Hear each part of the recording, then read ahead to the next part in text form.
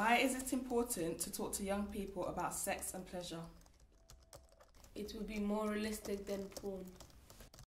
The messages that you get from the media and pornography aren't necessarily always about pleasure, quite often about performance, but sex in the media and sex in pornography is very choreographed. It's not reality, is it? You don't knee your partner in the head by accident or fall off the bed or your leg goes into cramp or you don't burst out in a fit of laughter. You don't have that interaction necessarily, and I think it gives unrealistic expectations of what sex should be like.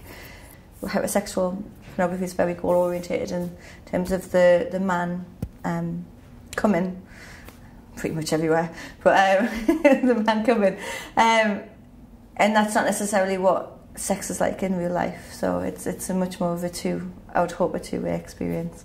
So I think it's important to have those conversations with young people about the difference between fantasy and reality.